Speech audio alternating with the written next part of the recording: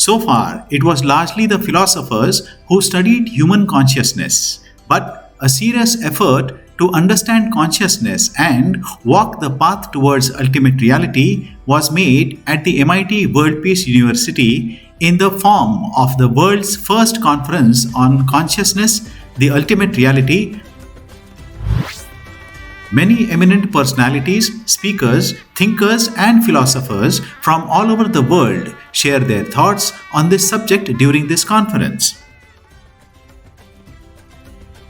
Professor Alex Hankey, the scholar of Vedantic philosophy, explained how instabilities in physiological regulation can support self-awareness and consciousness.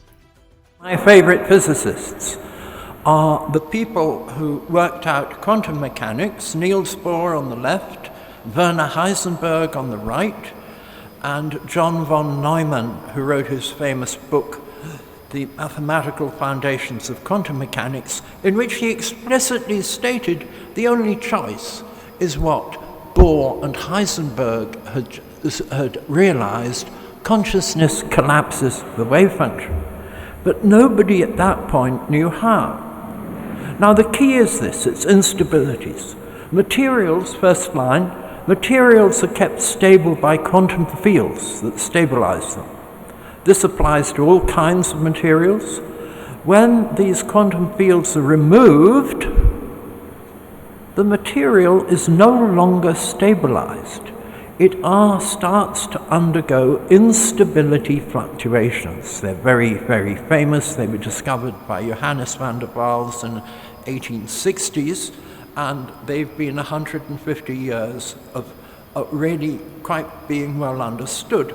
But nobody realized that these things were happening in our physiology because they actually optimize response, these instabilities, they optimize response to external demands. But if the instabilities annihilate the stabilizing quantum fields, they reduce quantum wave packets, as we say, they collapse quantum wave functions, they become candidates for the place to put consciousness. So consciousness, according to this understanding, occurs at the instabilities in biological regulation. And it turns out that that's just the right place for them to do all their good work in allowing us to move our muscles, speak our speech, sit down at the end and revert to silence. So if we postulate that consciousness is present at an instability, then such a consciousness will collapse wave functions.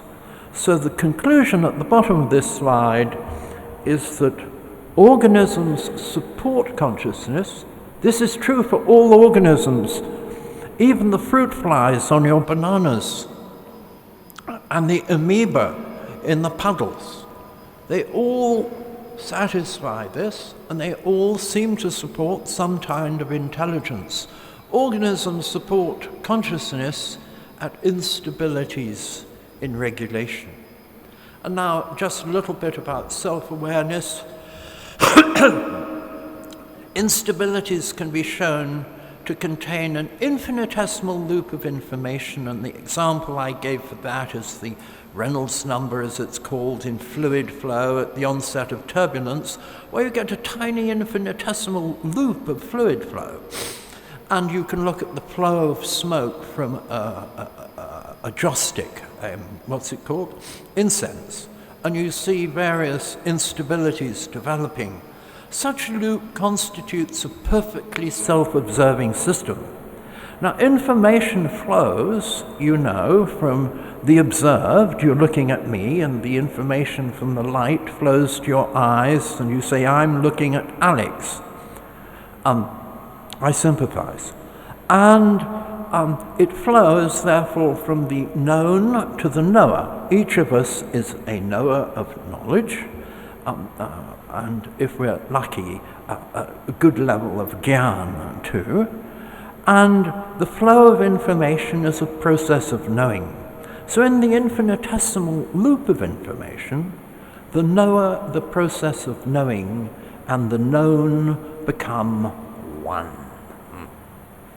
And this is what Vedanta tells us, and you find it really in the understanding of Chaturtham in the Mandukya Upanishad. So, as a summary, physiological regulation is centered on instabilities. Instabilities collapse quantum wave functions, and consciousness or self-awareness is supported by the instabilities. So they cause quantum wave functions to collapse, and consciousness, self-awareness is supported by instabilities. Thank you so much. I look forward to questions.